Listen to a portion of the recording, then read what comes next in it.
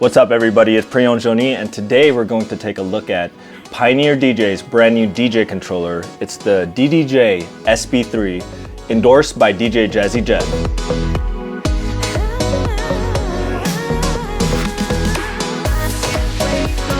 So what I have here are the earlier models of the SB series. I have the SB1, the SB2, and the brand new SB3. And what we're going to do is we're going to do a comparison to show you guys what the differences are and to show you what they upgraded on the newer model. And then we're gonna actually plug it in and take a look at how it works. 1, 2, 3, come on, girl.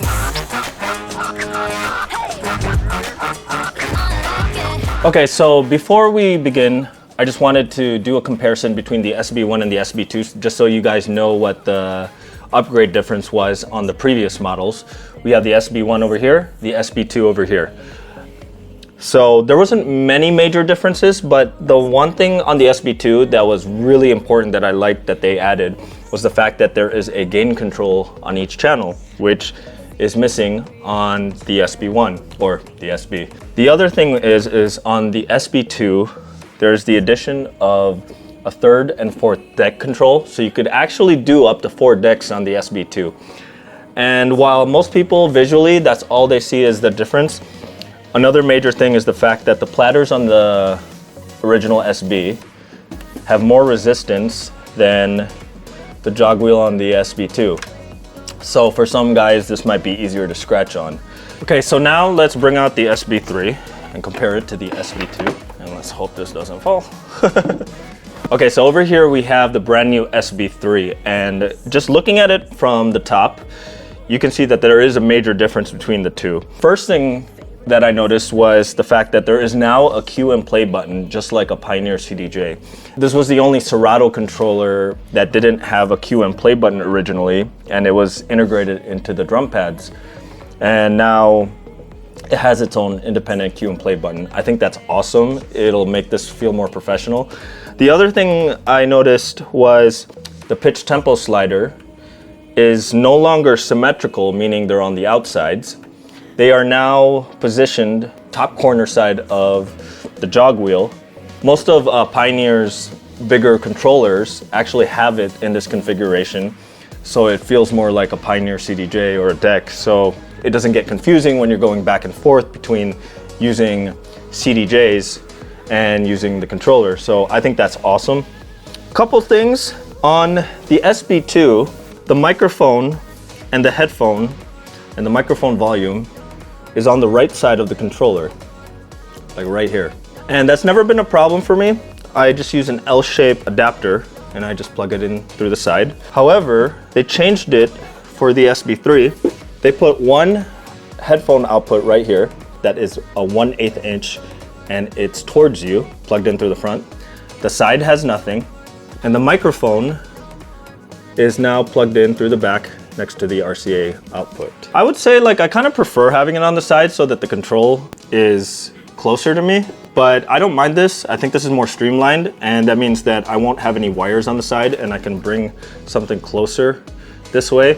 In fact, one of the things I plan to do with this, just for fun, is to take a CDJ 2000, set it up in HID mode, and have it on each side of the controller, controlling the third and fourth deck. That video will be coming sometime later.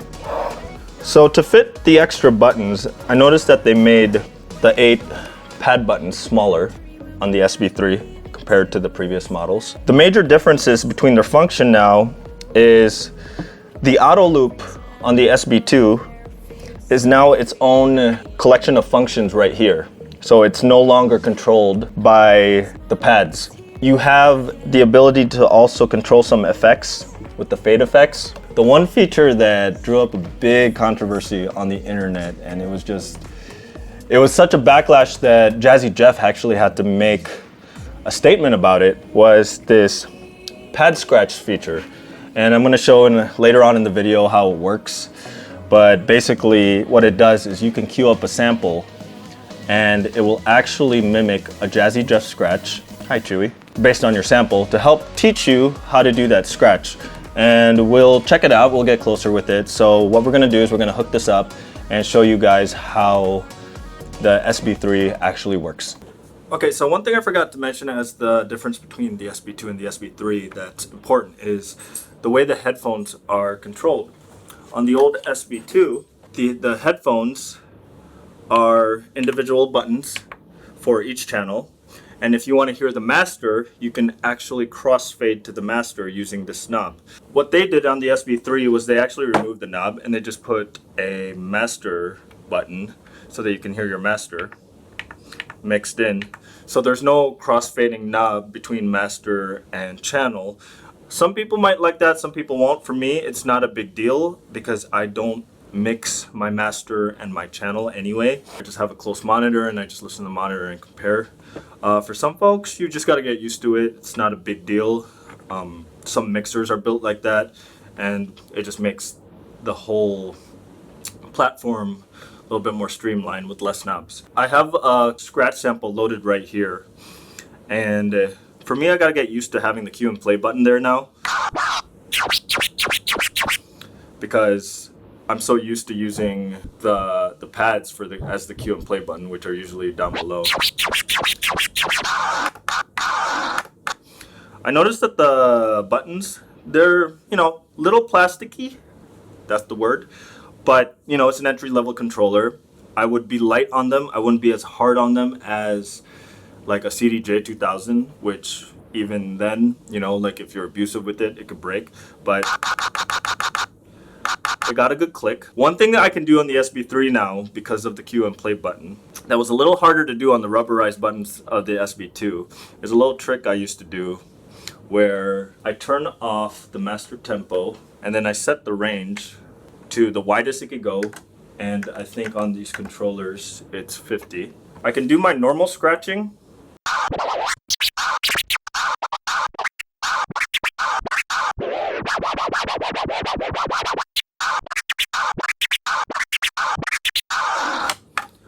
And I can do my cue button scratch.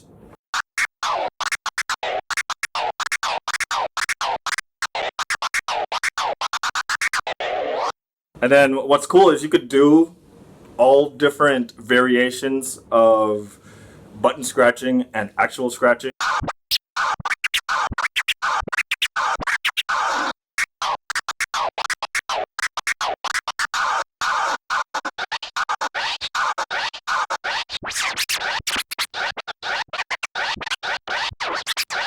Oh yeah! As far as how it feels with the SB2, aside from the transport controls, it actually feels identical. The only thing I'm getting used to is the position of the pitch, because I tend to reach, but that's not a big deal. I'll get used to that. I like the front mounted headphones. One thing that I do notice can become a potential problem, and it's not a problem with the controller, but now that I only have one output jack, if I break the plug of the headphone inside that jack, I don't have a second jack to use. And I know a lot of guys with S9s that have broken their headphones in their 1/8 inch jack and just continue to use their 1/4 inch jack as their output. So I'm gonna have to be a little bit more careful now using that. Let's see, let's load up some songs.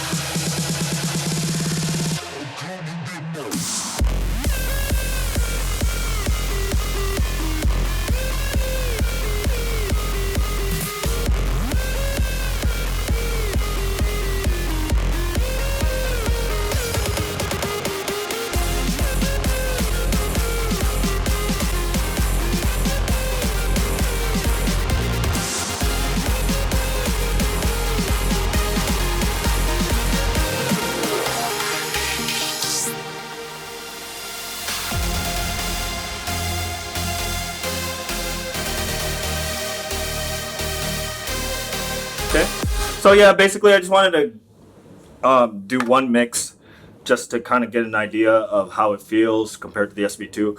Honestly, aside from the new stuff that you barely might even touch if you're just mixing, it feels identical enough where an SB2 to an SB3 will be a smooth transition to get used to.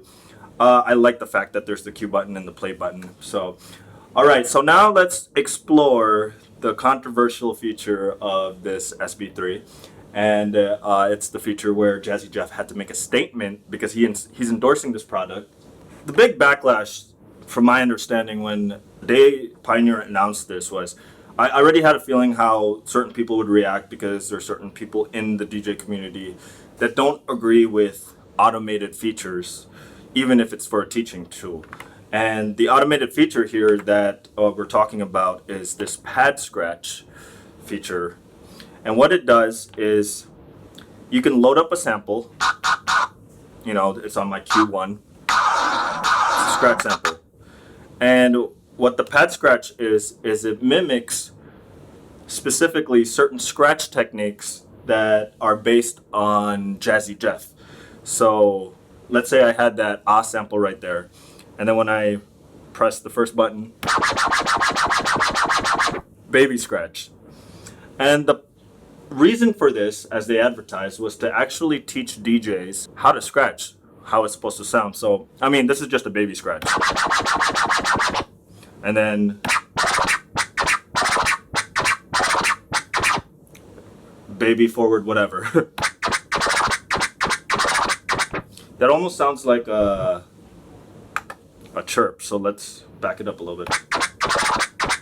Back it up some more.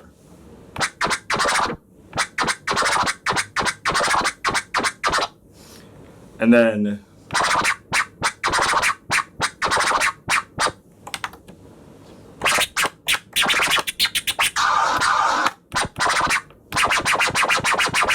baby.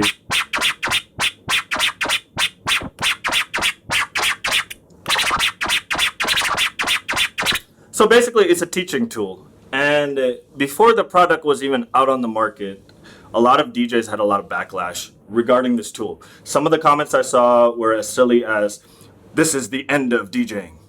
And for me, I've seen that comment said many times over the past 20 years, and here we are, nothing has ended. I seen it when Final Scratch came out, when people started using laptops with their sets. This is the end of DJing. When the CDJ came out and people were migrating from vinyl to digital, this is the end of DJing. When the sync button started making its appearance on professional gear, this is the end of DJing. Now we have a tool to just kind of teach guys how the proper way, how the motion of scratching is. And you know what? They say this is the end of DJing. And some of the other stuff that I saw was, and I've even caught from some of my peers, was they say that some kid is going to come with this controller to their gig and take their gigs because they can do this.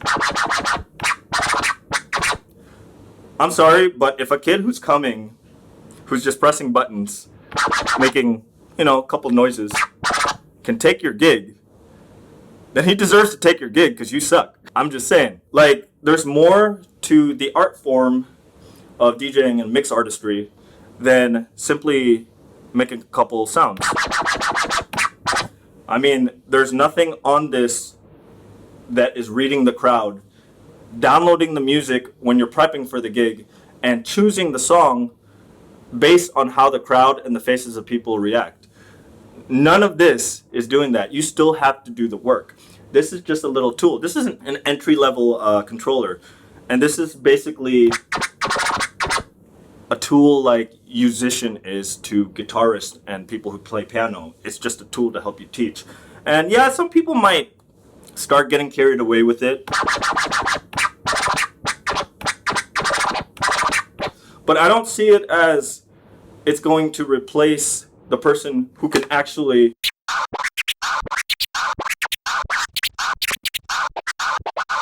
And to be honest, a lot of gigs where you have a dance floor, your scratching skills is not even the important thing. It's what you play and how you play it. Scratching is just the icing on the cake, but it's not the cake. So this shouldn't even matter, in my opinion, And I know some people might disagree and they say that this is the end of culture, the end of turntablism culture, and some people in the turntablism world who are purists, they see it as, you know, Jazzy Jeff sold out, you know, he's killing the culture, this is the end of turntablism. But you know what? The truth is, it's like, what's an art-based culture if you're not moving forward and allowing people in it to try new things? In fact, if all you're doing is preserving and you're not innovating or at least exploring new technology and new ways to do things, then how is that an art when you're not creating anything new? All you're doing is preserving what's already been there. And this is not here to kill the traditions of turntablism. This is here because it's trying to help teach the younger kid who's interested, who doesn't have all the money to buy a pair of PLX 1000s or PLX 500s. And just to start off, I've seen a lot of guys go from controllers to turntables. I mean, I went from turntables to controller, which is funny.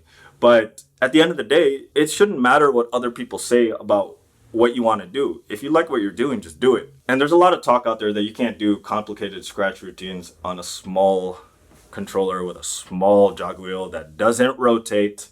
So let's see if that's true.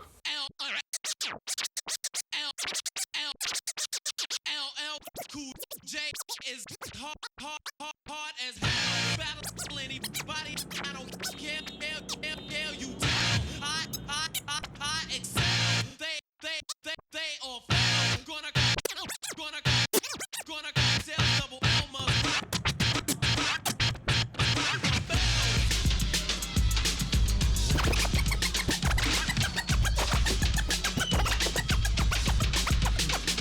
Peter, Piper, pick peppers, but run rock, rhyme, Humpty, Dumpty, fell down. That's his art. Time, Jackie, nimble, what? Nimble, and he was quick, but jam, mass mud, faster, Jacks on Jay's dick. Now a little Bo Peep, Cole lost her sheep, and Rip Van Winkle fell a hell asleep. And now Jill Silver in Wonderland, Jack serving Jill bucket in his hand. And damn, at the stage making that sound, the turntables might wobble, but they don't fall down.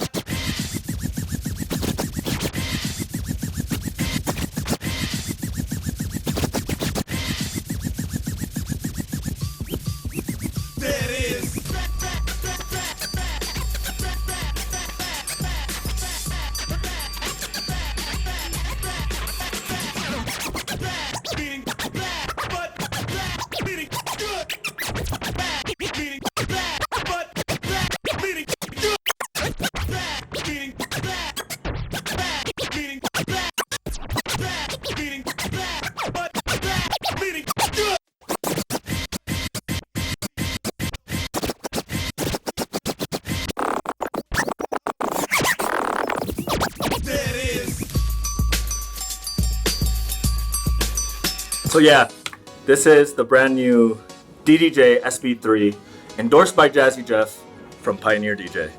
Take care.